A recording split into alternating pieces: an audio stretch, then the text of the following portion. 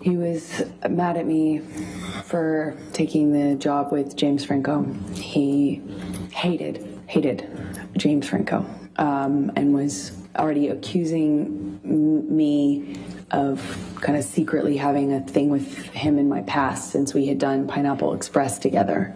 So I'm going to take you to the Boston plane incident. We've heard about that earlier, May 24. Can you please describe for the jury what took place on May 24 relating to the plane incident? I had spoken to Johnny, you know, he's in Boston, I'm in New York, and I spoke to him. He had already been upset with me and accused me in like many arguments about not telling him about scenes that I had. If I had a kissing scene, any sort of romantic scene, and I wasn't explicit about what I was going to do, then I was accused of having withheld information and hiding it from him. I didn't want the fight, of course. I didn't want the argument, but I had to kind of eggshell tiptoe around how to tell him when I had any sort of scene like that. And I did tell him in this occasion. Objection, hearsay. We need to stay with what Mr. Depp said, okay?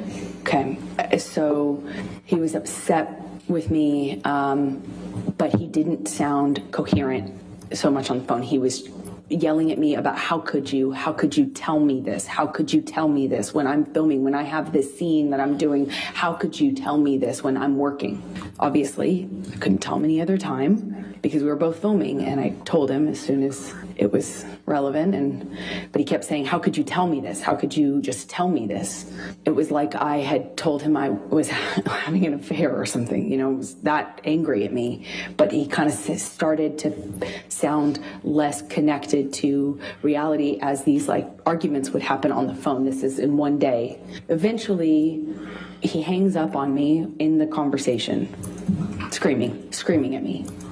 I talked to his assistants. I won't say what they said, but I had conversations and felt encouraged that I could continue on with the plan, which was for me to get on the plane, go to Boston, pick him up, and we would go back to LA for his daughter's birthday. I was nervous because the conversation I had had with him, and he was so upset with me on that conversation, but I assumed he had passed out and that he would have been kind of sobered up the next day, assuming that the work would mean that he felt pressured to kind of pull it together. And I get on the plane. He sent the plane, so I assumed he's not that mad at me. He's over it. We're moving on. He's sobered up. There had been a lot of talk about a sober plan, like a full detox, a full recovery, a doctor, a whole plan. You know, there were talks of that following what had happened in London. So I was feeling like, okay, well, maybe we're here. And I get on the plane. It touches down and the SUV pulls up and it sits on the tarmac for a very long time. He knows I'm on the plane waiting for him.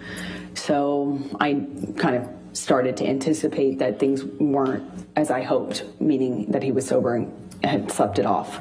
And I'm sitting on the plane for a very long time waiting for him, and he finally opens the door, and I see him get out of the SUV, and I can guess by how he's moving, how he's walking. I didn't realize at the time I had already become really sensitive to these little changes because my life changed depending on what he was on.